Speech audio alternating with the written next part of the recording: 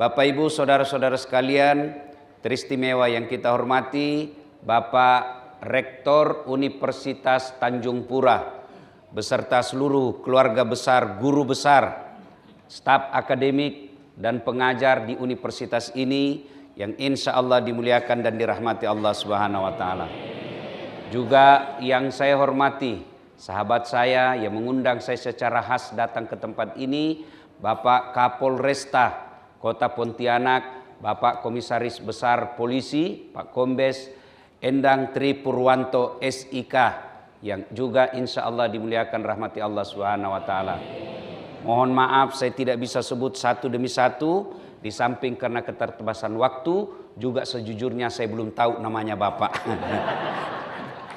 Bapak Ibu saudara-saudara sekalian, kalau kita bicara baca sejarah perjalanan Islam, ada masa yang sangat gelap sebelum turunnya Islam. Namanya masa zaman jahiliyah. Begitu buruknya zaman jahiliyah, Bu, tidak ada orang mau disebut jahiliyah. Jahiliyah sekali nih, pasti marah. Padahal sifatnya sudah jahiliyah. Nah, pada saat memberantas jahiliyah itu, yang identik dengan tidak ada peradaban, perempuan dianggap aib, khamar menjadi hobi, judi jadi kebiasaan, ada perbudakan. Pada saat itu Tuhan manusia banyak, strata manusia berdasarkan kekayaan dan bangsawan, maka Allah ingin memperbaiki itu. Apa yang Allah turunkan? Bukan perintah puasa, bukan perintah haji, bukan perintah zakat, tapi apa? Iqra, baca. Perintah untuk belajar. Maknanya untuk memutus kejahiliaan, memutus kemiskinan, memutus kebatilan, kesyirikan. Pertama yang harus dibacakan, Iqra, baca. Disinilah pentingnya kampus. Kampus hadir untuk memberantas kebodohan. Kampus hadir untuk memberantas kejahiliaan. Maka Islam sebagai konsep agama paripurna, pendidikan itu sangat penting. Itulah sebabnya pendiri negara Republik Indonesia ini, Bu, bukan kaleng-kaleng.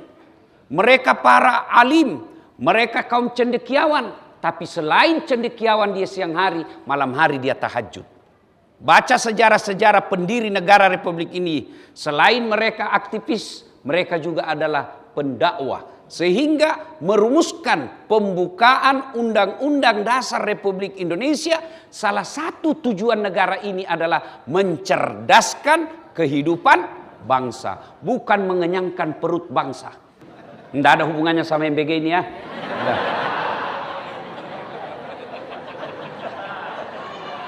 Ini Prof, ini masyarakat terlalu cepat suka sangka buruk kalau kita ceramah. Nah, Bapak Ibu saudara-saudara sekalian, maka mencerdaskan kehidupan bangsa ini sesungguhnya itu misi Al-Qur'an. Saya bisa berdiri di sini bukan karena saya gagah, bukan karena saya pejabat, bukan karena saya kaya, tapi Allah titipkan ilmu. Coba lihat, lebih gagah ini Pak Kapolrestabes. Lebih gagah Pak Rektor. Tapi saya penuh pesona. Iya toh? Nah, coba ibu-ibu tengok muka saya ini. Kecil, hitam, pesek. Iya kan? Tapi Allah angkat derajat. Sesuai janji Allah. Yarfa'illahu alladhina amanu minkum walladhina utul ilma darajat. Allah angkat derajat orang yang beriman dan berilmu pengetahuan. Flashback sedikit, masa lalunya Dasat Latif. Bu, Pak, adik-adik, mahasiswa, saya kalau ada orang cerita tentang kesusahan, saya nyengir-nyengir dalam hati. Kau tidak kalah hidupku. Saya pernah menjadi cleaning service, travel terbesar waktu itu di Makassar. Saya tidak minta digaji. Saya bilang kasih masuk namaku kalau ada undian umroh. Tidak usah gaji saya. Sampai tutup itu travel tidak dapat. Saya pernah menjadi loper koran. Selesai sholat subuh saya bawa koran harian Fajar untuk ke pelanggan-pelanggannya. Saya pernah menjadi tukang cuci keliling. Naik sepeda belasan kilometer dari Jalan Harimau ke Kompleks Antang, Idi. naik sepeda BMX. Dicuri lagi tuh sepedaku. Itu bukan sepeda saya, sepeda sepupu saya. Sampai sekarang saya belum tahu siapa yang curi. Sudah saya mencuci, hari Sabtu, hari Ahad pagi sudah jalan. Sudah mencuci, saya tunggu kering, lalu saya setrika.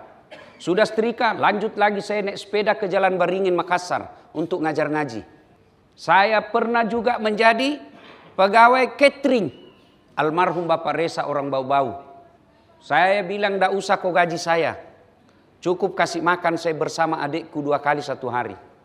Saya pernah keluar kelas dari kampus. Saya ingat memori kuat saya. 207 lantai 2 PIS 3 Universitas Hasanuddin Pisip. Saya keluar dari kelas, dia tunjuki saya seniorku. Enggak malu-malu kau baju bekas semua kau pakai. Di Sulawesi namanya cakar. Cap karung. Baju bekas yang kita beli. Kalau di toko resmi 100.000 satu, ini 100.000 4 masih bisa ditawar. Saya tidak pernah tersinggung. Jalan kaki saya Pak. Sekolah dari Jalan Harimau, SMA, saya pergi Jalan Cakalang.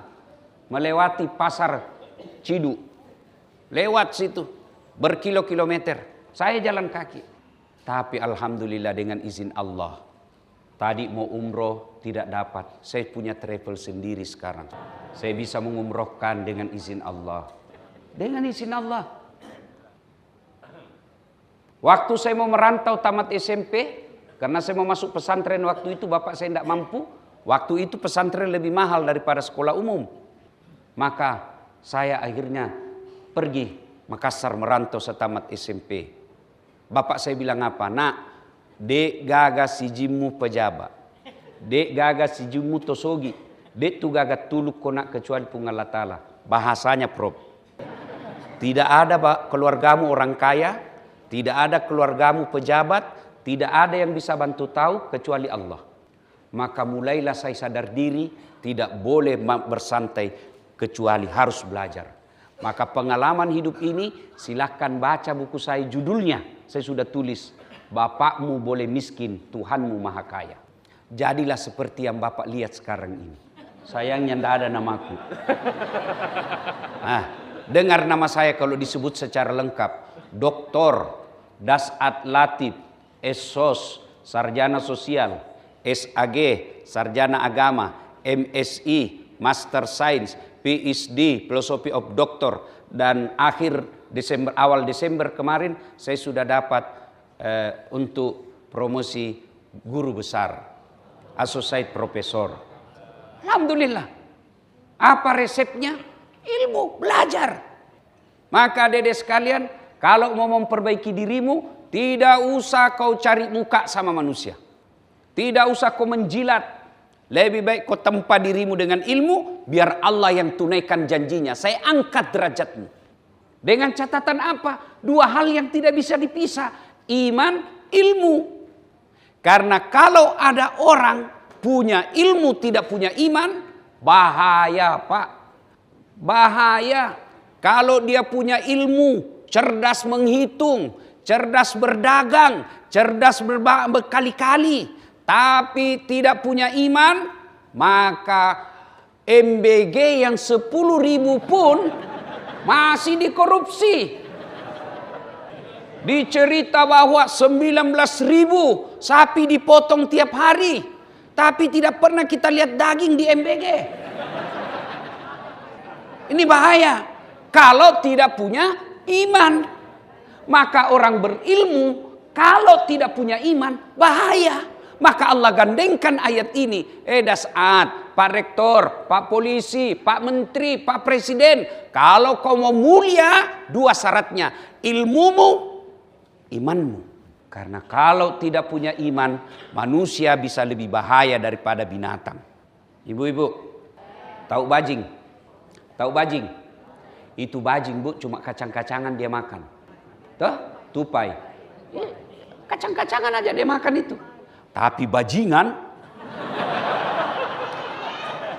aspal, tembok, beton, narkoba, jembatan, dia makan semua Pak. Bahkan saudaranya sendiri pun dia makan. Ya, maka punya ilmu. Maha benar Allah ketika berfirman, niscaya aku mengangkat beberapa derajat di antara kalian. Iman, ilmu. Lebih baik orang bodoh tapi punya ilmu, punya iman. Lebih baik bodoh tapi punya iman daripada pintar tidak punya iman. Kalau dia bodoh mencuri, paling dia curi sandal. Tapi kalau profesor doktor tidak punya beriman, yang dia curi bisa satu kampus, satu negara bisa dia rampok. Maka inilah pentingnya kita punya iman dan ilmu. Ilmu itu sifatnya apa? Saya tidak usah cerita nuzul Quran, kan sudah Bapak semua tahu semua. Ilmu itu terdiri dari 3 huruf. Ain, bahasa Arab ya. Lam, mim. Ilmu. Dikaji oleh para ahli tafsir. Ain, tak buka, terbuka kan? Artinya apa? Orang yang punya ilmu, dia tidak alergi dengan kritik. Dengar Pak Komandan. Kalau mahasiswa demo, jangan tersinggung. Para pejabat, kalau rakyatmu mengeritik, jangan kau anggap sebagai musuh negara. Kalau kaum intelektual, ulama bersuara, Dasat Latif mengeritik kebijakan, bukan kami musuh terhadap negara. Itulah wujud kecintaan kami. Kenapa? Di sini kami hidup, di sini kami dakwah, di sini kami cari nafkah, dan di sini kami ingin dikubur di tanah Republik Indonesia ini. Maka kita kritik supaya apa? Negara lebih baik. Kalau saya mau masa bodoh, ngapain sekritik? Sudah enak hidupku. Tapi wujud kecintaan. Pak Rektor, kalau adik-adik mahasiswa demo, jangan dianggap musuh kampus. Itu bagian daripada kecintaannya kepada kampusnya.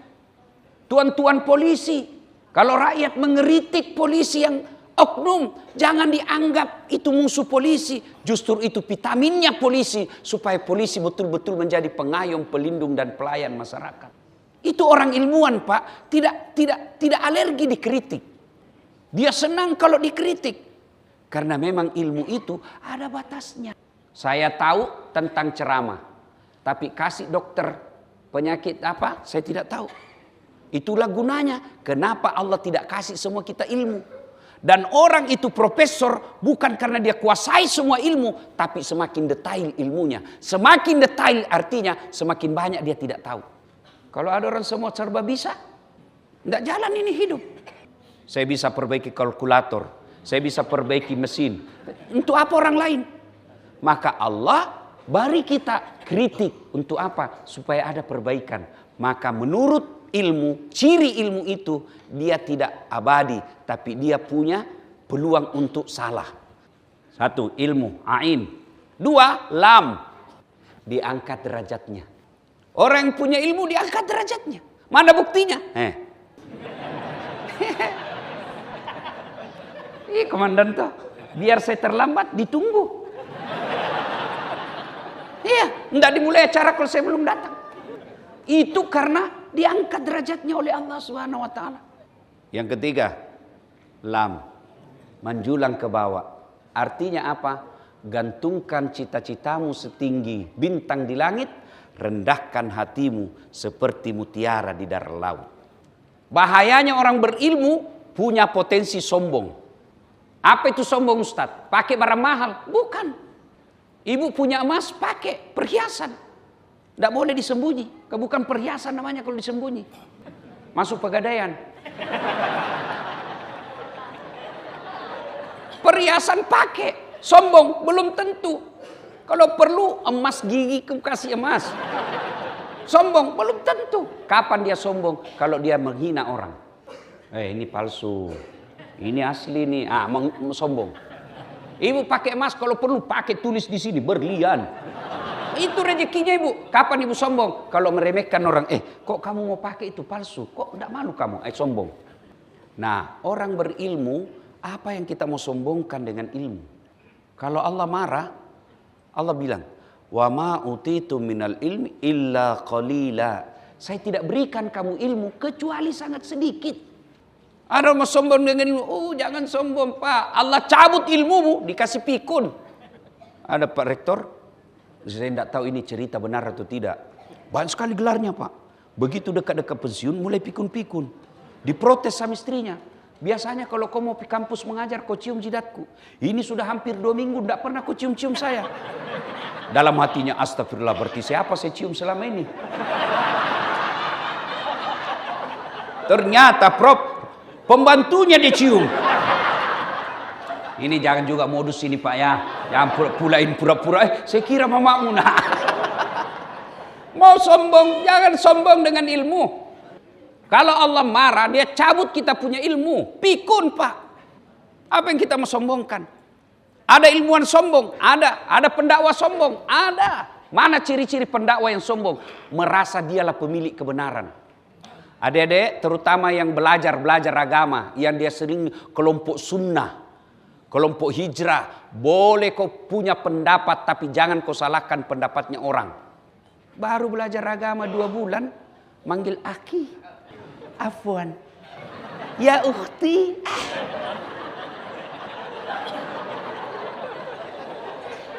Berislam itu tidak mesti saya diganti dengan ana. Berislam itu tidak harus kamu diganti dengan antum.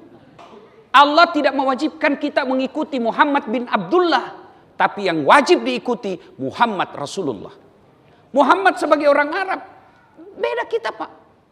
Jadi jangan kau menghina ketika tidak sesuai. Tidak sunnah, sesat.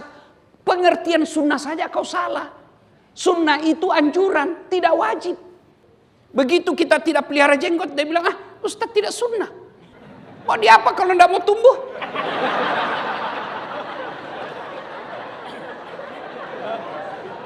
Adik-adik sekalian, kalau kau berbeda pendapat, hargai pendapat orang lain. Bikin ceramah, kadangkala menakutkan. Judul ceramahnya, 20 kesalahan orang yang berjamaah. Bagaimana orang berjamaah kok salah? Kenapa kau tidak bikin ceramah 20 kesalahan orang yang tidak berjamaah? Hanya karena berbeda, seperti dia merasa panitia hari kiamat. Kalau mau, laksanakan yang kamu yakini, hormati yang berbeda dengan kamu. Mau 20 rakaat silakan. Mau 8 rakaat silakan. Bahkan mau tidak tarawih pun silakan. Orang saja meletakkan tangan setelah takbir kan beda-beda. Allahu Akbar, ada yang begini. Allahu Akbar, ada yang begini. Allahu Akbar, ada Dewan Pusat. Allahu Akbar. Benar ini Bu, benar. Allahu Akbar, Syiah begini. Ya? Ada yang katakan dia bela Yahudi daripada Syiah. Syiah katanya kafir. Dari mana kau belajar? Kau ajar kita toleransi sama Yahudi. Kau musuhi Muslim. Kau ajar kita toleransi non Muslim. Syiah kau musuhi. Begini. Boleh semua itu, ada semua dalilnya. Mana yang tidak betul? Kalau kau pakai semua.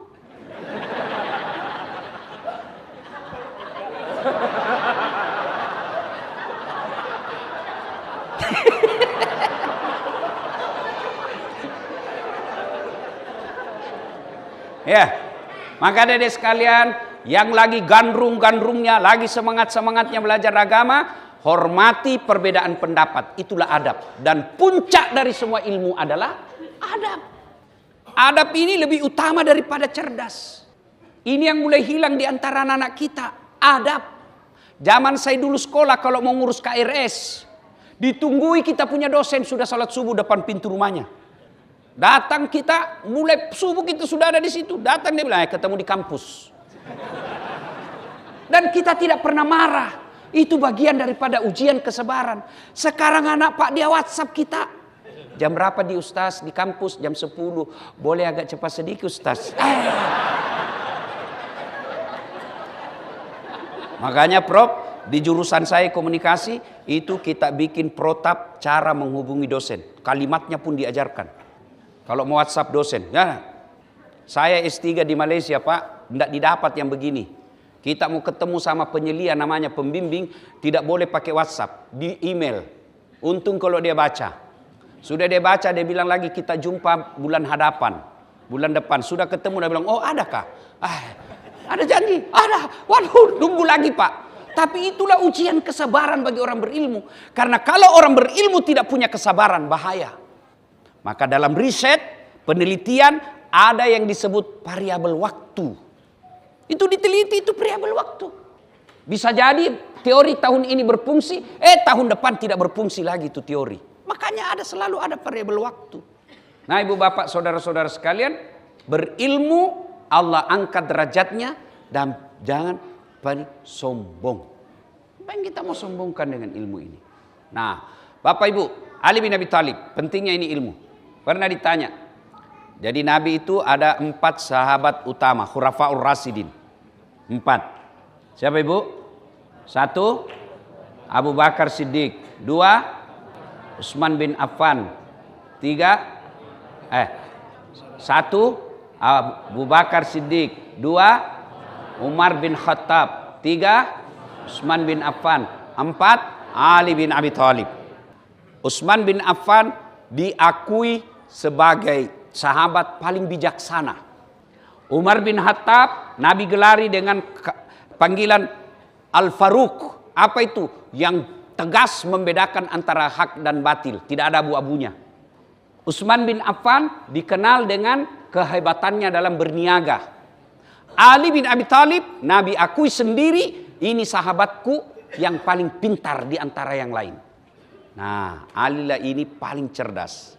Pernah ditanya, "Ya Ali, jika engkau disodorkan antara harta dengan ilmu, kamu pilih mana?" Ibu-ibu, kalau saya minta pilih, ibu saya kasih iPhone 17 atau kitab Durratun Nasihin. Pilih mana ibu? Kitab. Pandai juga sudah pencitraan ini ibu. Ya, umumnya kita pilih uang. Tapi Ali bin Abi Thalib kata, saya pilih ilmu. Kenapa pilih ilmu ya Imam? Ada 3 kelebihan ilmu daripada harta. Apa itu? 1, harta setengah mati kamu jaga, ilmu dia yang jaga kamu. Ibu punya uang 10 juta, kasih masuk di bilik-bilik. Kaleng. Di Makassar bilik-bilik. Kaleng. Nah, itu kaleng ibu gembok toh, digembok itu kaleng ibu, ya toh? Nah, sudah itu kaleng dikasih masuk di lemari, digembok lagi tuh lemari pak. Sudah berapa gemboknya bu? Wah, dikasih keluar dari kamar, digembok lagi kamarnya bu. Berapa gemboknya? 3. Keluar rumah, digembok lagi rumahnya. Berapa gemboknya? 4. Keluar pagar, gembok lagi pagarnya. Berapa gemboknya? 5. Sampai di kampus hilang kuncinya. Ya kan? Setengah mati dijaga apa itu harta. Sementara ilmu dia yang jaga kita. Mana buktinya? Masya Allah. Selama saya di Pontianak ini dikawal terus sama polisi. Masya Allah. Kenapa saya dikawal? Karena saya punya ilmu. Tadi malah disupiri sama Kapolresta. Bangga juga saya. Ya, kenapa? Karena ilmu.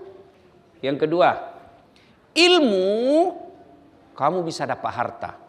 Tapi harta belum tentu kau dapat ilmu. Contoh, ada orang pak di kampungku. Kisah nyata ini waktu saya masih kecil. Pertama kali masuk namanya wartel. Anak-anak genset sudah tidak tahu. Warung telepon, wartel. Ya? Iya, Kang Lidah Bugisin bu. Nah, wartel. Susah jadinya. Nah, masuklah ini orang kaya. Dia mau telepon anaknya. Simpan nomornya. Halo, ambokmu nak. Halo. Dia bilang, bapakmu halo. Adalah, saya bilang Haji, pencet dulu. Dia ada pencet nomornya pak.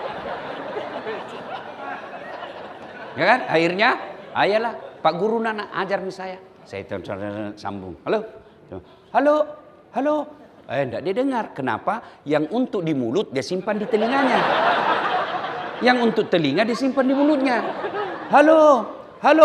Saya bilang Haji terbalik. Lah bilang lagi, loha. Aduh, bukan halonya terbalik Haji. Ini ada wannya tapi belem-belem. Nah, open. Besar betul pembikin kuenya. Tiba-tiba ada orang Tionghoa masuk. Jangan masuk, panas nak. Jangan kau masuk, panas. Masuk orang Tionghoa, Pak. Selang beberapa saat terbuka pintu, keluar orang Afrika. Dia bilang, saya sudah bilang jangan kau masuk. Hanguslah kau.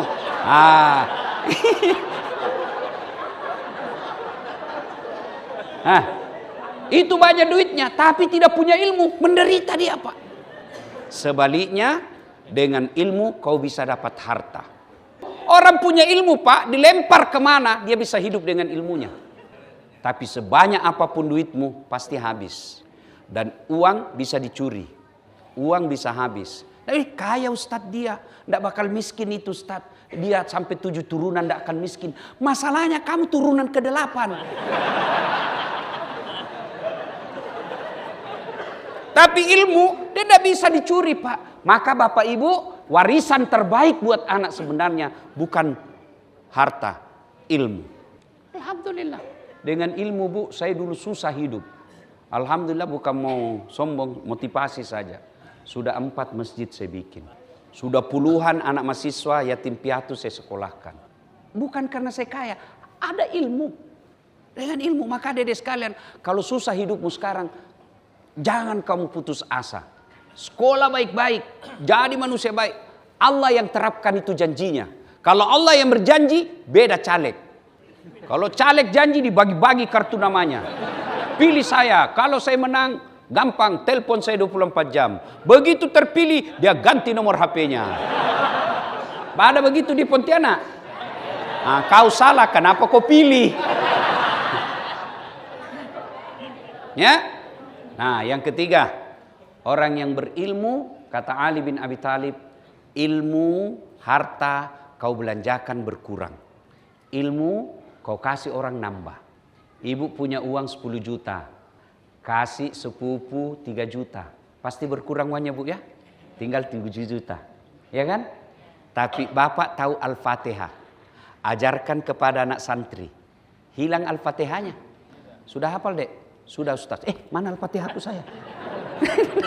Tidak mungkin toh.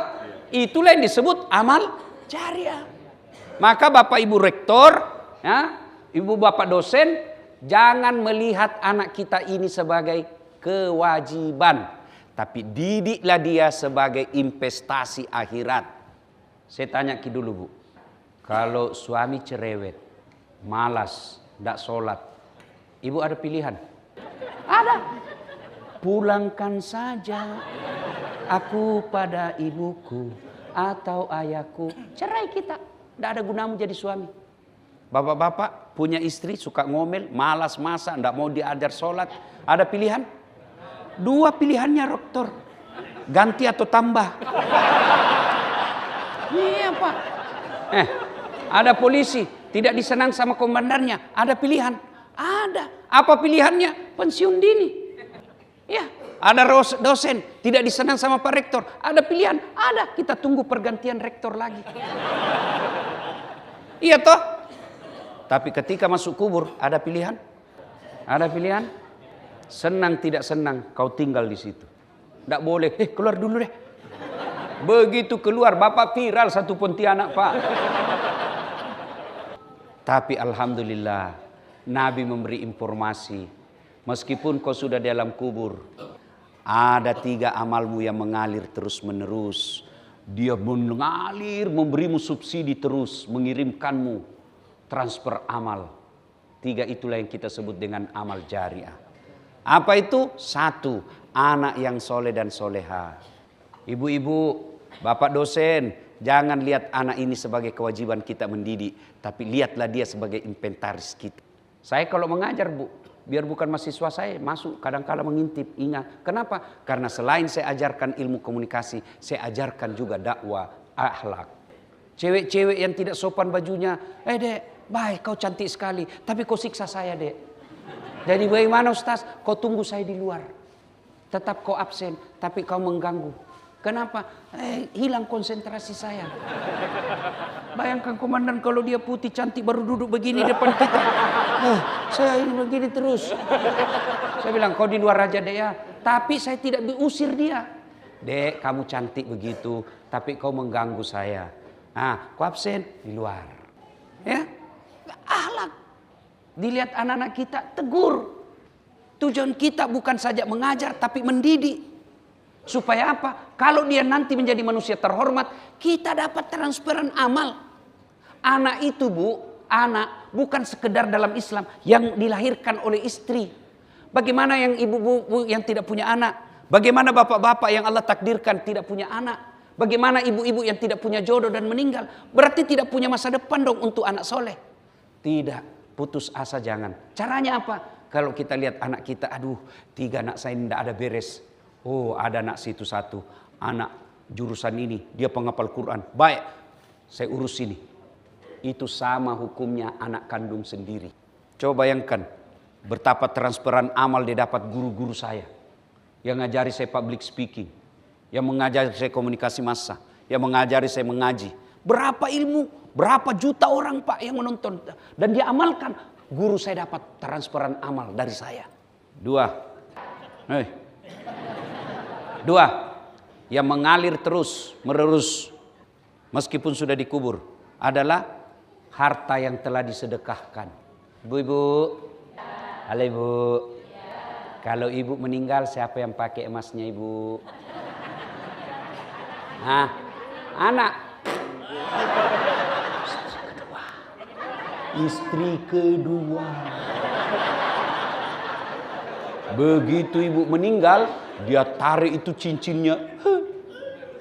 Cepat sekali kau meninggalkan saya. Tidak mau keluar bu, dikasih sabun. Dia ambil lagi, kita punya gelang ini dulu saya belikan kau. Usia pernikahan 10 tahun. Dia ambil lagi, kita punya kalung ini waktu kita pergi umroh. Saya belikan kau emas Dubai. Terakhir gigi palsunya pun dicabut. Dia bungkuslah emas kita itu bu dengan penuh rasa duka. Ya dapat cepat kau tinggalkan saya sayang. Dia masukkan dalam laci. 3 bulan kemudian reuni fakultas. Ketemu temannya yang sudah janda. Cinta lama bersemi kembali. Dia pulang ke rumahnya bersiul-siul. Dia ambil emasnya istrinya. Dia bungkus pakai kado. Dia datang ke mantannya. Pakai saja ini dek, sudah mati yang punya.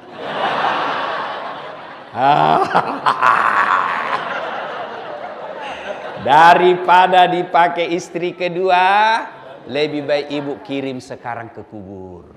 Caranya gimana Ustadz? Cari anak yatim piatu. Cari masjid yang membutuhkan AC. Cari masjid yang membutuhkan tegel. Kita sedekahkan. Itulah yang disebut pandai menyikapi harta. Ya, itulah yang mengalir terus. Yang ketiga, yang menolong kita di alam kubur nanti adalah ilmu yang bermanfaat. Subhanallah, Allahu Akbar, Alhamdulillah. Berkumpul ketiga-tiga ini di kampus. Maka merugi Bapak Ibu dosen, adik-adik mahasiswa, kalau kau tidak gunakan kampus ini untuk investasi 3. Dosen, jadikan anaknya orang soleh dan soleha. 2, sedekah. Sedekah tidak mesti duit, sedekah ilmu. Orang kaya sedekahnya hanya masuk surga paling cepat dengan harta. Jalur lain bisa tapi repot. Coba lihat, ada di sini tabungannya 10 miliar. Ada. Berarti orang kaya tidak mungkin bisa masuk surga melalui majelis seperti ini. Ayo.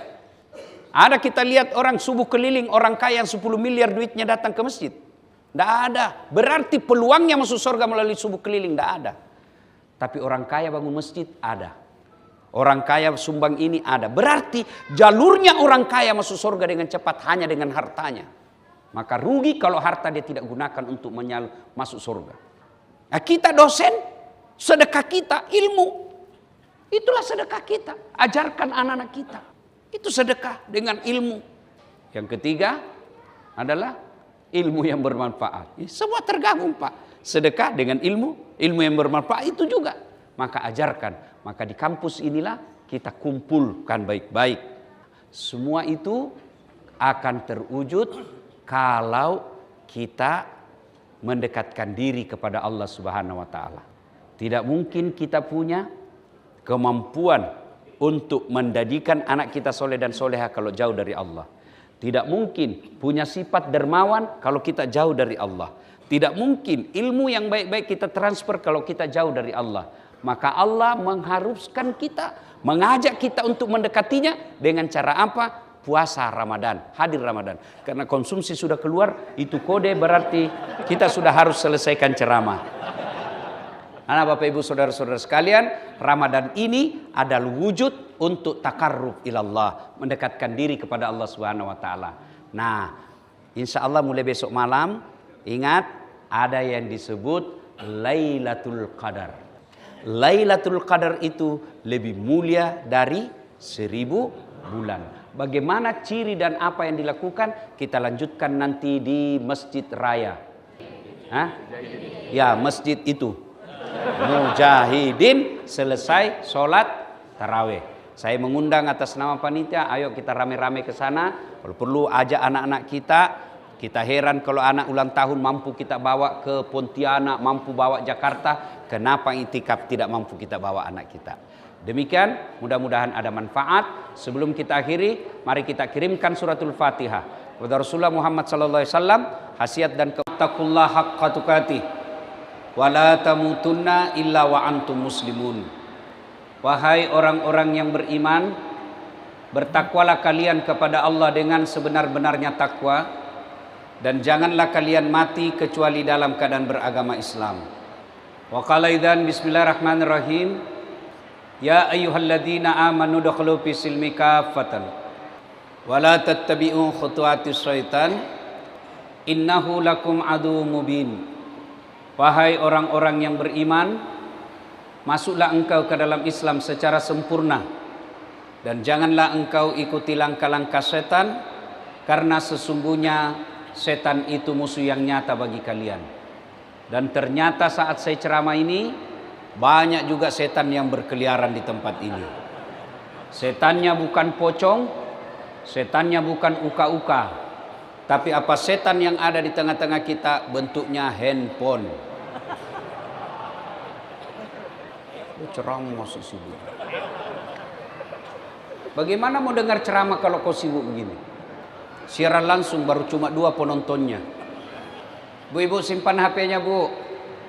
Ibu-ibu yang pegang HP, saya doakan suaminya kawin lagi. Amin. Simpan HP-nya dulu, Pak, ya. Bisa? Bisa? Saya sebenarnya ini agak berat ceramah. Hari ini saya sudah ceramah ketiga. Biar 4 tidak masalah. Cuma ini Pak Kapolresta menyiksa saya. Dia kasih makan saya dulu tadi, baru dikasih ceramah.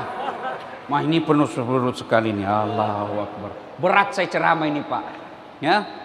Wa qala idzan bismillahirrahmanirrahim. Innallaha wa malaikatahu yusalluna 'alan nabi. Ya ayyuhalladzina amanu sallu 'alaihi wa sallimu taslima. Sesungguhnya Allah dan para malaikatnya bersalawat kepada Rasulullah Muhammad sallallahu alaihi wasallam. Maka wahai orang-orang yang beriman, bersalawatlah kalian kepada Rasulullah dengan sebaik-baik salawat. Sadaqallahul adzim, maha benar Allah dengan segala firman-Nya. Bapak Ibu, saudara-saudara sekalian, teristimewa yang kita hormati para alim ulama, para habaib, tuan-tuan guru yang insya Allah dimuliakan rahmati Allah Subhanahu wa taala.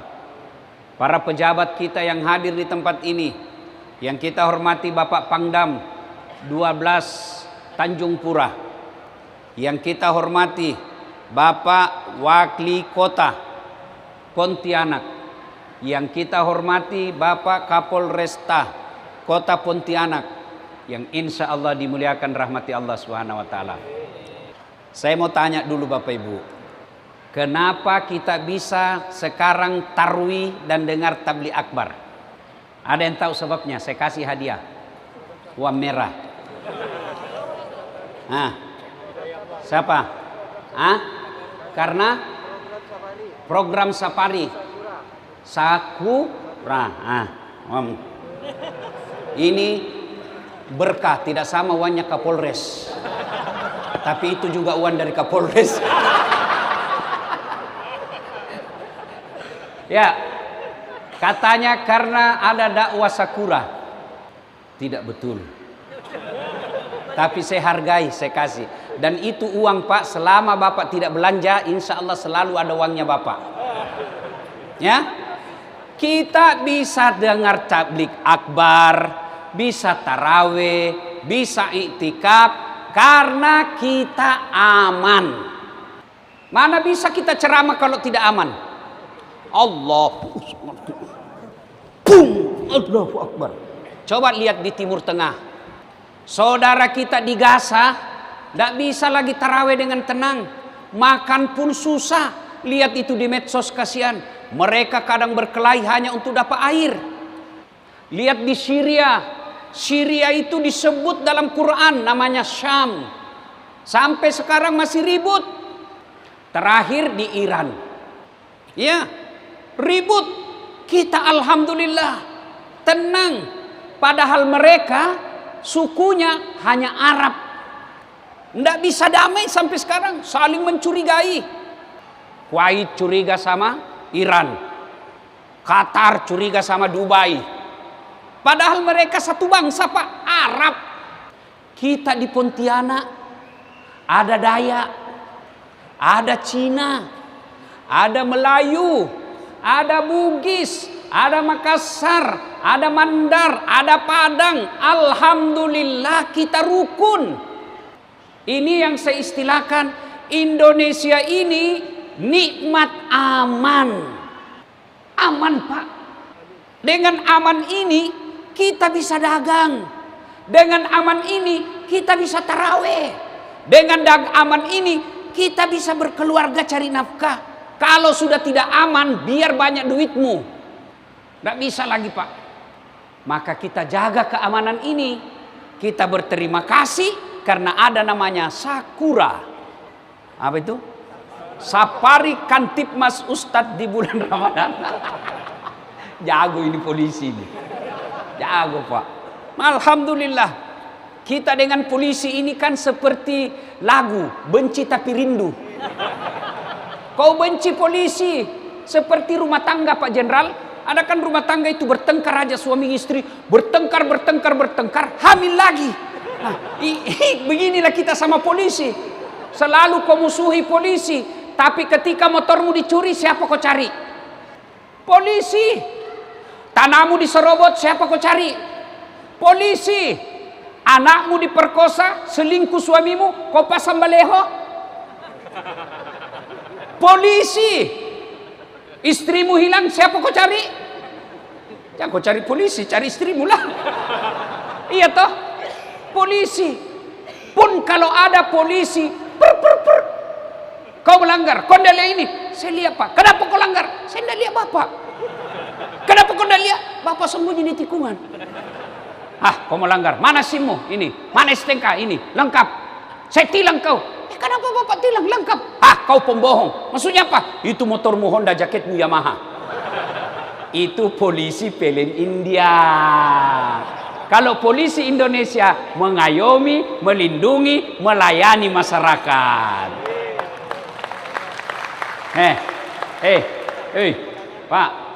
Pak, ada polisi jahat? Ada. Jangankan polisi, ustadz juga ada jahat. Iya toh? Ada Pak, makanya disebut oknum.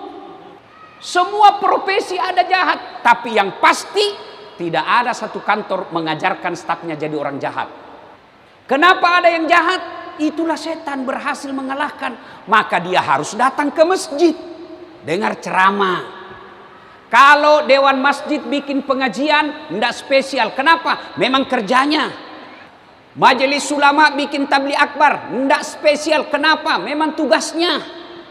Dewan masjid di sini, masjid ini bikin tabligh akbar begini, tidak istimewa. Memang kerjanya. Tapi kalau polisi bikin tabligh akbar, itu baru luar biasa. Tenang Pak Kapolres, urusan saya. Karena kalau Bapak yang bicara tidak dipercaya Pak. Iya, kita ini seperti polisi, benci tapi rindu. Maka inilah penting dijaga ini persautuan. Pernah Nabi tanya, Atadruna manil muflis? Tahu ndak kamu yang bangkrut nanti di akhirat? Tahu bangkrut? Tahu bangkrut? Pailit. Tahu pailit? Bangkrut. Tahu bangkrut? Pailit. Tahu pailit? Sudah sampai subuh ndak habis. Bangkrut. Atadruna manil muflis? Tahu ndak kamu yang bangkrut nanti di akhirat? Kata sahabat, yang tidak puasa ya Rasul. Oh, dia puasa. Yang tidak sholat ya Rasul, dia sholat. Yang tidak bayar zakat ya Rasul, dia bayar zakat. Mungkin yang tidak haji padahal mampu, dia haji, bahkan pergi umroh tiap tahun. Kalau begitu, siapa yang bangkrut ya Rasul? Jarusu wa khati'ur rahim. Tetangga yang jahat sama tetangganya dan yang memutuskan tali persaudaraan. Sahabat heran, ya Rasulullah, bagaimana dia bangkrut? Dia sholat, dia puasa, dia haji, dia zakat. Kok bisa bangkrut? Kata Nabi, betul hablu minallahnya baik, tapi hablu minan nasnya rusak. Satu kompleks tidak ada yang senang. Hitam jidatnya berjamaah di masjid, tapi sebelah kanan rumahnya bertengkar gara-gara binatang ternaknya. Depan rumahnya bertengkar gara-gara parkirnya. Sebelah kirinya bertengkar gara-gara gotnya. Belakang rumahnya bertengkar gara-gara semua orang diajak bertengkar, padahal dia rajin berjamaah. Ini orang bangkrut. Nanti dia setor pahalanya. Ya Allah, ini solatku. Datang tetangganya, tunggu dulu. Saya pernah sama-sama caleg di Pontianak. Dia fitnah saya. Katanya hasil korupsi itu mobil saya. Gara-gara fitnahnya dia sebar di medsos. Saya kalah padahal saya sudah jual sawah. Allah berfirman, ya sudah, ambil sholatnya itu 20 tahun. Ambil sholatnya Pak. Sudah habis itu, sholat. Ya Allah, ini puasaku. Datang lagi tetangganya, tunggu dulu. Saya pernah sama-sama di kantor wali kota. Dia fitnah saya. Katanya mobilku hasil korupsi. Dari kepala dinas, saya non-job menjadi staf ahli. Ahli yang tidak ada stafnya. Saya minta keadilan. Allah berfirman, kalau begitu ambil puasanya. Habis sholat 20 tahun. Habis puasa 20 tahun. Ya Allah, ini zakatku. Datang lagi tetangganya, tunggu dulu. Saya pernah bertetangga di Pontianak. Dia serobot tanahku. Saya mau lapor teman sama polisi. Gara-gara dia serobot tanah saya diambil got saya 1 meter. Setiap banjir, pasti rumahku kebanjiran. Gara-gara gotku diambil. 20 tahun saya menderita kebanjiran. Ini pelakunya. Allah berfirman, ya sudah, ambil zakatnya. Habis hajinya, masih ada yang datang. Saya juga pernah difitnah. Katanya anakku yang lurus rambutnya bukan anaknya suamiku, karena suamiku keriting rambutnya. Dia tidak tahu anaknya lurus rambutnya karena sudah direbonding.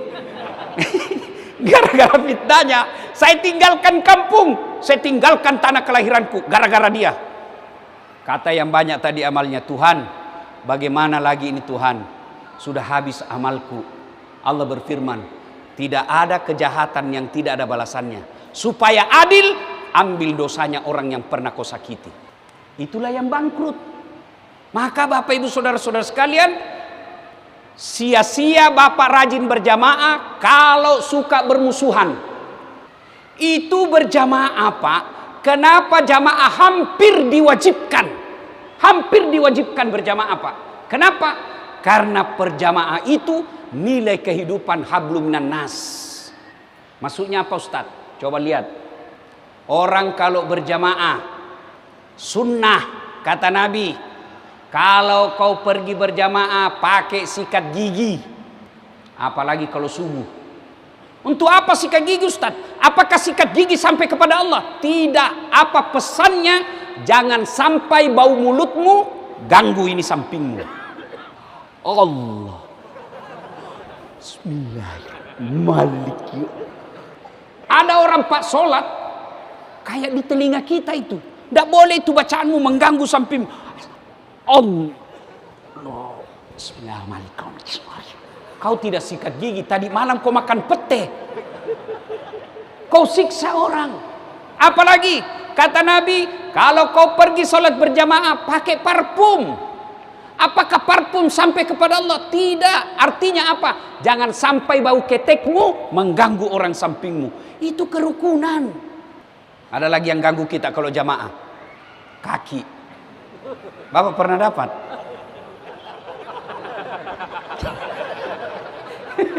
Saya pernah dapat, Pak. Saya kasih pindah kakiku, dikasih pindah lagi. Saya kasih pindah, dikasih pindah lagi. Sekali saya tidak bisa goyang, dia masih bisa. Selesai salat dia bilang, Ustaz, kenapa injak kaki? Hah, kok ganggu saya? Saya baca Al-Fatihah, kaki kita main di bawah. Saya tanya, kenapa kasih rapat ini? Dia bilang, supaya sap rapat, Ustaz. Dek, kalau kamu mau rapat sapmu, bukan ini yang kau kasih rapat, tapi ini. Kalau ini rapat, pasti sap rapat. Kenapa? Tidak ada orang begini, Pak. Tapi kalau ini, rapat jari-jarimu, tapi sapmu longgar. Rukulah kau. Iya, itu semua mengajarkan persatuan. Persatuan, Pak. Coba lihat lagi. Nabi pernah naik mimbar. Waktu itu tanggal 1 Syawal. Khutbah Idul Fitri. Nabi naik. Amin. Amin. Amin. Selesai sholat, sahabat tanya, ya Rasulullah, tiba-tiba mengucapkan amin, ada apa? Nabi menjawab, tadi malaikat Jibril berbisik kepadaku, berdoa kepada Allah, ya Allah, janganlah engkau terima amal ibadah Ramadannya muslim yang tidak mau memaafkan sesamanya muslim. Lalu Nabi menjawab, ya Allah kabulkan. Artinya, Bapak biar bagus taraweh, bagus witir, hatam 1 kali Quran, tahajud tiap malam, tapi tidak ada orang senang, Bapak bangkrut nanti di akhirat. Itulah maknanya kita bersilaturahmi. Wa'tasimu bihablillahi jami'an wa la tafarraqu. Dan itu dicontohkan dalam salat jamaah. Coba lihat salat jamaah, Pak. Dari manapun asal Bapak, tidak boleh pakai bahasa masing-masing. Bayangkan kalau di masjid ini pakai bahasa masing-masing. Ayo. Yang jadi imam Habaib, keturunan Arab. Dia takbir pakai bahasa Arab. Allahu Akbar. Datang saudara kita orang Banjar. Dia takbir pakai bahasa Banjar. Allah ganal bujur. Datang saudara kita orang Kutai, dia takbir pakai bahasa Kutai. Allah pore bene. Datang saudara kita pedagang dari Makassar, dia takbir pakai bahasa Bugis. Punggallahu ta'ala malopo. Ternyata ada juga penjual nasi Padang dari Padang, dia takbir pakai bahasa Padang. Allah nan gadang. Terakhir anak gaul dari Jakarta, dia takbir pakai bahasa Betawi. Allah gede banget gitu loh. Pak, itu baru 5, Pak, baru 5 suku. Kacau. Maka ketika berjamaah sebenarnya makna moralnya perbedaan harus bersatu ketika kita untuk kebaikan. Coba lihat orang berjamaah. Maka apa itu? Ngedarkan celengan. Wih, sebentar. Nanti dikira saya untuk saya itu, bos. Minta maaf dek, nanti ya. Saya kalau ceramah tidak suka kalau ada edarkan celengan. Nanti viral dibilang honor Ustadz Dasat, patungan jamaah masjid mujahidin. Wibawa Pak. Tenang saja. Nanti kau bawa proposalmu ke wali kota. Lebih praktis itu Pak. Memang Pak Wali? Pak Wali? Masya Allah. Tidak usah ke Pak Jenderal, karena kalau Pak Jenderal urusannya pertahanan negara. Kalau polisi banyak anggarannya. Bapak Ibu saudara-saudara sekalian, ini makna kita harus jaga persaudaraan, Pak. Nah, Bapak Ibu, apa yang merusak persaudaraan? 1, politik, pilkada, pilkades, pilcaleg. Ini sampai sekarang, Pak, kita di Indonesia, ini medsos kita masih ada sisa-sisa pilpres, masih ada sisa-sisa pilwali, Mentang-mentang Pilwali bukan kita pilih, Allah takdirkan menang. Apapun programnya semua jelek. Sudah lewat masanya Pilwali. Tidak ada lagi sekarang ini 01, 02, 03. Sekarang masyarakat Kota Pontianak. Kemarin ada kepala dinas salah pilih. Kalau kau jadi non-job, terima takdirmu. Salah dukung. Apa boleh buat? Nggak usah kau menyerang kiri kanan. Lebih baik bapak-bapak pengusaha yang kemarin mendukung, ternyata yang didukung kalah. Pak Wali yang menang, kau datang sama Pak Wali minta maaf. Minta maaf Pak, saya keliru. Saya akan menebus dengan menyokong Bapak. Yang penting ada proyek sedikit. Kita datang saja Pak. Sambungkan silaturahmi. Kata Nabi, umat itu seperti badan ini. Coba lihat badan kita Pak. Tangan kanan gatal tanpa diundang kiri yang garuk. Tangan kiri yang gatal tanpa diundang kanan yang garuk. Gatal dua-duanya kerjasama. Iya toh? Anak muda jalan-jalan tengah malam, tahan tuh kakinya, tek. Kaki tahan tuh. Semua anggota tubuh bereaksi. Apa yang pertama bereaksi? Mulut. Aduh. Sudah itu mata bekerja, cari. Sudah itu mulut meniup. Oh. Apalagi bereaksi, tangan mengusap. Oh. Padahal kakinya yang bermasalah. Tidak ada orang tahan tuh kakinya, tek. Rasa kau pergi jalan, kau pergi jalan. Tidak ada Pak. Begitu mestinya kita di Kota Pontianak. Ada yang ganggu polisi, mahasiswanya marah. Jangan kau ganggu Kamtipmas. Kalau kau ganggu Kamtipmas, kami masyarakat Pontianak kau hadapi. Masyarakat ada yang ganggu, polisi tampil. Jangan kau ganggu masyarakat. Kalau kau ganggu ini, kau bikin lahan, kau bikin kebun melanggar aturan, kau serobot tanahnya rakyat, saya penjara kamu. Itu namanya persatuan. Jangan bersekongkol. Pedagang bersekongkol polisi. Pengusaha bersekongkol polisi. Akhirnya rakyat jadi korban. Kalau rakyat jadi korban dan mengamuk, rata kota kita. Maka itulah makna wa'tasimu bihablillahi jami'a wa la tafarraqu. Berpegang teguhlah engkau kepada tali persaudaraan agama Allah dan janganlah engkau bercerai-berai. Pil caleg selesai. Pilpres selesai, sudah saatnya tidak ada lagi sentimen. Satu, politik. Yang kedua, penyebab putus persaudaraan, sangka buruk. Belum apa-apa curiga. Ada kebijaksanaan wali kota, baru sedikit mau dicoba. Apa ini ya? Kasih dulu kesempatan. Perbaikan dikoreksi. Wali kota juga kalau dikoreksi jangan marah. Karena masyarakat koreksi untuk perbaikan sama-sama. Cuma kalau kau koreksi ada aturannya. Dan itu dicontohkan salat jamaah. Boleh dikoreksi pemimpin? Boleh. Boleh dikoreksi Kapolda? Boleh. Boleh dikoreksi wali kota? Boleh. Berjamaah imam. Salah imam. Boleh dikoreksi? Mestinya imam ruku, imam pergi sujud. Lalu bapak bilang, demi kesetiaanku pada imam, biar salah saya sujud juga. Itu beleng-beleng namanya itu. Boleh dikoreksi? Boleh. Siapa yang koreksi? Coba. Dalam sholat jamaah, struktur kenegaraan seandainya kita negara. Ada imam. Wali kota, bupati, gubernur, presiden. Imam. Di belakang imam, sebelah kanan. Ada namanya muballagah. Itu kalau di Masjid Haram, kalau Pak Imam sudah 9 menit. Allahu Akbar. Ada yang teriak. Allahu Akbar. Sami Allahu liman hamidah. Rabbana lakal hamd. Itu muballagah Pak. Berasal dari kata muballig. Apa artinya? Yang menyampaikan. Siapa ini muballagah? Anggota DPR.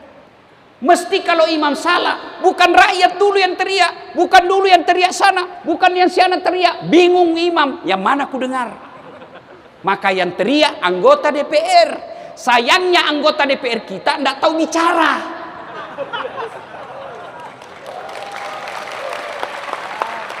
Ada anggota DPR yang hadir di sini? Ada?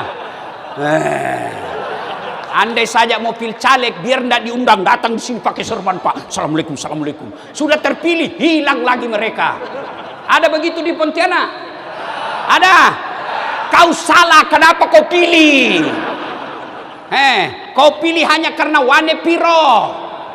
Akhirnya yang jadi anggota DPR bukan yang peduli sama kamu, yang peduli dengan uangnya.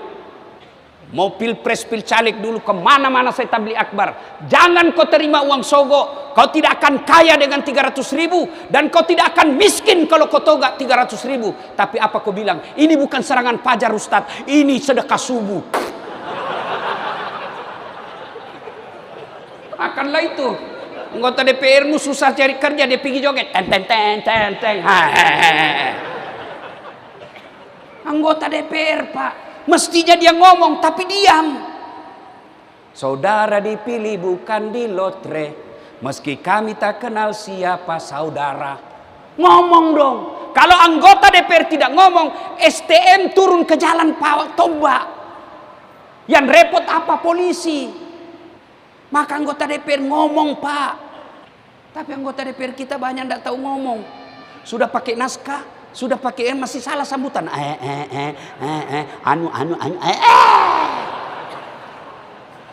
Ya. Sudah. Bagaimana caranya ini mubalagh menegur? Mestinya imam ruku, dia pergi sujud. Boleh tegur? Boleh. Tegurnya begini. Salah Pak Imam. Batal sholatmu. Imam, ngana kok, salah kok. Batal.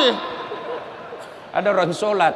Mestinya imam ruku, dia bilang, Pak Imam salah. Langsung dia bilang samping, tidak boleh kau bicara. Dia bilang, kau juga batal. Langsung dia bilang satu, alhamdulillah untung saya tidak. Batal semua. Itulah kalau anggota DPR tidak tahu ilmu. Hanya karena dia pengusaha tambang tipe C. Hanya karena dia banyak duitnya. Tidak ada sekolahnya, pakai ijazah palsu. Tidak ada urusannya dengan pilpres ini. Maka Bapak Ibu ngomong boleh ditegur. Kalau pejabat kita salah, polisi salah, tentara salah, anggota DPR salah, boleh ditegur. Tapi jangan bakar ban, jangan tutup jalan, jangan kau rugikan orang. Kenapa? Karena orang lain juga punya kepentingan. Itulah disebut Kamtibmas, keamanan dan ketertiban masyarakat. Boleh menyampaikan pendapat, boleh dilindungi oleh undang-undang, tapi syaratnya jangan merusak fasilitas umum. Saya Pak, reformasi, saya pernah diancam pistol. Makanya waktu saya jadi ustadz, kan saya bukan, latar belakang saya bukan pesantren Pak. Dulu demonstran saya 98 awal reformasi. Begitu saya muncul jadi ustadz, nah bilang sama temanku, kenapa bisa jadi ustadz itu dasar? Iya Pak, tapi waktu itu saya demo, saya rapi, tidak pernah memaki. Nah Bapak Ibu saudara-saudara sekalian, menjaga persatuan. Kalau imam salah ditegur, caranya tetap beradab. Subhanallah, maha suci Allah. Tegur. Islam itu loyal terhadap pemerintah. Islam itu setia terhadap pemerintah, dengan catatan pemerintah yang bersih dan lurus. Kalau dia salah, kita boleh menegurnya, tapi menegurnya bukan dengan bakar-bakar, apalagi sampai membunuh. Tapi kita menegurnya dengan mengucapkan subhanallah, menjaga persatuan. Satu, politik. Dua, sangka buruk. Pak, Bu, jangankan satu kabupaten, jangankan satu negara, satu rumah tangga saja tidak mungkin bahagia kalau sangka buruk. Contoh, ini cerita ini, tidak tahu benar atau tidak Pak Jenderal. Ada orang 5 tahun sudah berkeluarga, tidak punya anak. Dia pergi ke dokter kandungan. Ting, ting, ting. Kata dokter, alhamdulillah ibu sudah terlambat 2 bulan. Senang dia. Dia telepon suaminya, Pak, alhamdulillah. Menurut dokter, saya sudah terlambat 2 bulan.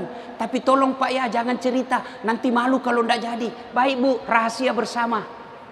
Beberapa hari kemudian datang petugas PLN. Assalamualaikum warahmatullahi wabarakatuh. Kata ibu, siapa? PLN Ibu. Kenapa Pak? Ibu terlambat 2 bulan. Kenapa bisa dia tahu ini? Pasti ini lagi suami. Langsung suaminya ada curigai. Datang suaminya, assalamualaikum. Apa sayang kau? Pembohong memang. Apa lagi? Kenapa itu PLN tahu? Ini kan rahasia berdua. Pasti kau yang kasih bocor. Bukan saya. Kau bohong.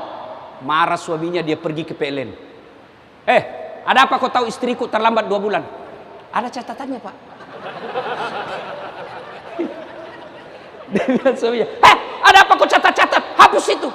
Boleh dihapus Pak, tapi Bapak harus bayar dulu. Kalau saya tidak mau bayar, ya terpaksa punyanya Bapak diputus. Kalau punyaku diputus, begitu juga dalam berdoa, meminta kepada Allah, sangka baik. Kenapa saya berdoa kok tidak dikasih mobil? Sudah 3 tahun saya minta, kok Allah tidak kasih? Allah tahu kalau ada mobilmu tabrakan, kau lupa datang ke masjid. Sangka baik. Saya ajarkan kepada istri saya dalam rumah tangga. Siapa yang berbuat baik, dia dapat pahala. Siapa yang berbuat jahat, dia dapat dosa. Siapa tidak berbuat, tidak dapat apa-apa. Makanya saya dalam hidup saya selalu bahagia sama bini saya. Kalau dia protes Pak Jenderal, kenapa ini Pak Ustadz jalan aja kerjanya, jarang di rumah. Saya tidak marah. Saya peluk-peluk, lalu saya menyanyi. Tiap malam engkau ku tinggal pergi.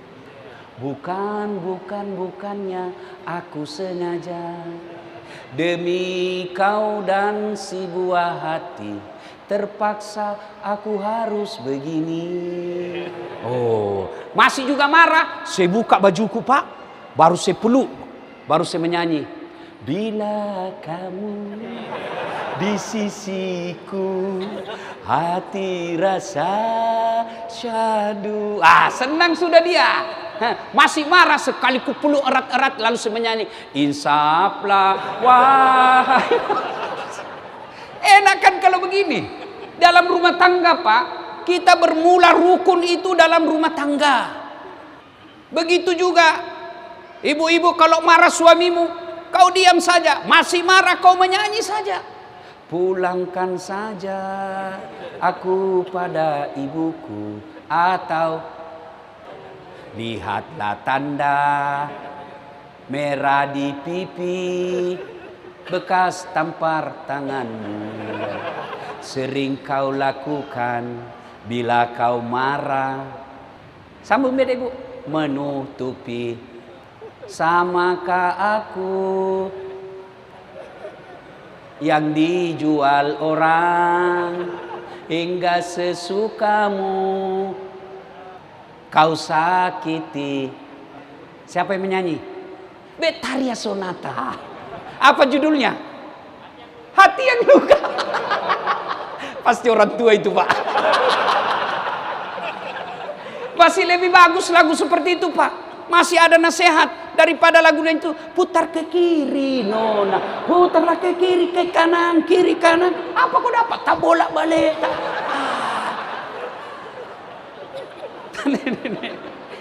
Tuh, maka kita jaga keamanan. Pertama yang bisa merusak Kamtipmas kita itu adalah politik. Yang kedua sakwa sangka. Yang ketiga medsos. Hati-hati Pak medsos. Jangan terlalu cepat percaya medsos. Sekarang ada teknologi AI, Artificial Intelligence. Dia bisa rubah Pak muka-muka saya, suara-suara saya, tapi isinya edit, bohong. Pernah Bapak lihat saya jual obat kuat? Marah saya Pak. Istri saya dulu yang pertama, dia bilang menghina ini. Andai saja jual air Sam-Sam, saya tidak keberatan. Jual tasmen, obat kuat Pak. Saya masih kuat. Bahaya. Terakhir 2 hari yang lalu dia kirim lagi istri saya. Ada itu Habib di daerah Banten, viral di bandara. Ustadz Das'at Latif terkondang di Indonesia, datang mengunjungi Habib. Ternyata itu edit, jangan percaya. Menghina pemerintah hanya karena kalah calon presiden, menghina semua kebijakan dibuat. Hati-hati Pak. Medsos ini kalau Bapak tidak hati-hati bisa berujung dengan pencemaran nama baik, atau bisa berujung pada pasal mengancam ketertiban umum. Nanti sudah dipanggil polisi, saya tidak tahu Pak. Kenapa kau sebarkan kalau kau tidak tahu? Jangan menyebarkan konten, jangankan fitnah, jangankan salah, benar saja tidak boleh kau sebarkan kalau mengganggu kemaslahatan. 1 kali minum dulu, minum. Sampai jam berapa ini komandan? Hah? Jam 10? Serius? Betul? Saya pulang. Satu kali Abu Hurairah ini sahabat yang paling banyak meriwayatkan hadis. Lari-lari dia ke pasar. Ditahan sama Umar. Abu Hurairah, kau mau kemana? Pengumuman penting, Umar. Apa? Barusan saya dengar Nabi mengucapkan, siapa yang syahadat, yakin sampai mati, pasti masuk surga. Saya mau sampaikan di pasar. Kata Umar, tunggu dulu. Benar enggak ini? Akhirnya Abu Hurairah panggil sama Umar, menghadap ke Nabi. Ini dalam dunia jurnalistik namanya check and recheck. Dalam bahasa Quran Al-Hujurat ayat 6, tabayyun. Klarifikasi. Kalau dapat berita, benar tidak? Klarifikasi dulu yang bilang. Maka Umar datang kepada Nabi bersama Abu Hurairah. Ya Rasulullah, apa Umar? Saya dengar kabar bilang ini, Abu Hurairah, Anda mengucapkan siapa yang syahadat, yakin sampai mati pasti masuk surga. Betul saya ucapkan. Ya Rasulullah, masalahnya ini Abu Hurairah, dia mau umumkan di pasar. Memang kenapa Umar? Saya khawatir umat salah paham. Biar ndak sholat yang penting syahadat masuk surga. Biar narkoba yang penting syahadat masuk surga. Biar selingkuh yang penting syahadat masuk surga.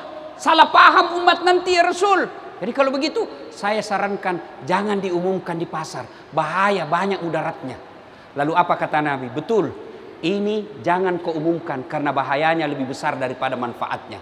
Maka Islam mengenal likulli maqam maqal wa likulli maqal maqam. Setiap ucapan ada yang cocok tempatnya untuk ucapan itu. Dan setiap tempat ada ucapan yang cocok untuk tempat itu. Jadi barang benar saja. Kalau Bapak yakin, wah ribut ini antara Dayak dengan Melayu kalau disebar ini. Maka Bapak kalau tidak menyebarkan dapat pahala, namanya menghindari kemaksiatan. Tapi kalau Bapak sebarkan, dua. Satu bisa Bapak dituntut pidana, yang kedua Bapak dapat dosa karena menghancurkan persaudaraan. Maka hati-hati pegang medsos. Jangan langsung sebar. Sudah disebar, ternyata berita hoax. Marah yang kita fitnah, akhirnya ribut. Kalau sudah ribut, siapa yang rugi? Bukan orang Makassar. Yang rugi, orang yang tinggal di Pontianak. Maka inilah sebabnya Bapak Kapolres beserta Pak Pangdam, Pak Wali Kota hadir di tempat ini. Sebagai apa? Sebagai wujud kecintaan kepada masyarakat Kalimantan Barat. Kenapa Ustadz Dasat yang ceramah? Apa karena saya paling pintar? Banyak Ustadz yang ada di sini. Kenapa Ustadz Dasat yang ceramah? Bukan. Karena saya paling alim, karena saya yang paling banyak followerku. Nah Bapak Ibu Saudara-saudara sekalian, ini saja tausiah kita. Karena sebentar malam, mulai malam ke-19. Kita tunggu Lailatul Qadar. Inna anzalnahu fi Lailatul Qadar. Wa ma adraka ma Lailatul Qadar. Dan seterusnya. Malam Lailatul Qadar itu Pak, lebih mulia daripada 83 tahun. Artinya apa Ustaz? Kalau Bapak beribadah di malam Lailatul Qadar itu, apakah Bapak mengaji, apakah Bapak sholat, apakah Bapak zikir, atau bahkan itikaf saja, duduk saja menurun dosa, sama Bapak dapat pahala 83 tahun berturut-turut tidak pernah singgah. Maka tunggu ini Lailatul Qadar. Mana ciri-cirinya Lailatul Qadar Ustaz? 10 malam terakhir. Berarti malam 20, 21, 22 dan seterusnya sampai malam 30. Dirinci lagi, diringkas lagi oleh para ulama. Malam 20, malam 10 terakhir di setiap malam ganjil. Berarti malam 21, 23, 5, 20, 29. Nah, diringkas lagi oleh ulama, kemungkinan malam 27. Kenapa Allah rahasiakan tidak langsung Nabi katakan malam 25 atau malam 23? Menghindari orang culas. Karena kalau ditentukan malam 27, biar tukang judi datang juga. Maka sebaiknya Bapak datang tiap malam, insya Allah dapat. Apa yang dilakukan? Menunggu Lailatul Qadar. 1, iktikaf. Apa itu iktikaf Ustaz? Datang di masjid. Imam Syafi'i. Boleh tidur di masjid? Boleh. Yang penting bapak bawa bantal. Jangan tidur di karpet. Nanti bapak ngiler. Kalau tidak bawa bantal, bantalnya pakai ini. Begitu keluar. Ya, Masya Allah, karpet kita cantik. Jangan sampai orang sujud, najis yang dia dapat. Bawa. Pak, Bu, kenapa kalau anak kita ulang tahun, kita mampu bawa dia ke Kuala Lumpur, kita bawa dia pergi jalan-jalan, kita bawa dia makan. Kenapa itikaf Bapak tidak bisa bawa anaknya? Bawa itikaf, Pak. Apa yang dilakukan? Sholat tahajud. Bagaimana sholat tahajud? Sama sholat sunnah yang lain. Saya tidak tahu niatnya Ustadz. Niat tidak harus diucapkan. Boleh dalam hati. Mau ucapkan usalli sunnatal tahajjudi rakaataini lillahi ta'ala Allahu akbar. Itu bahasa Indonesia boleh. Bahasa Indonesia, saya niat sholat tahajud 2 rakaat, sunnah hukumnya bagi saya lillahi ta'ala Allahu akbar. Itu pun kau tidak hafal, jangan putus asa. Ambil cara praktis, berdiri tegak baru kau bilang saja, Tuhan, sholat tahajud 2 rakaat Allahu akbar. Boleh. Sudah itu ulang lagi, Tuhan masih seperti yang tadi Allah. Jangan juga begitu terus, Pak. Boleh ikut sama imam berjamaah. Apalagi tadarus, baca Quran.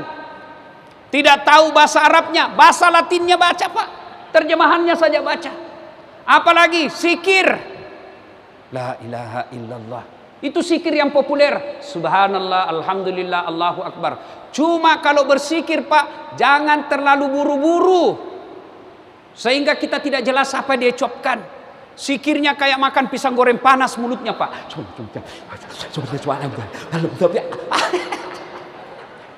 Nah, boleh Bapak begini. Subhanallah, walhamdulillah, wala ilaha illallah, Allahu akbar, wala haula wala quwata illa billahil aliyil azim.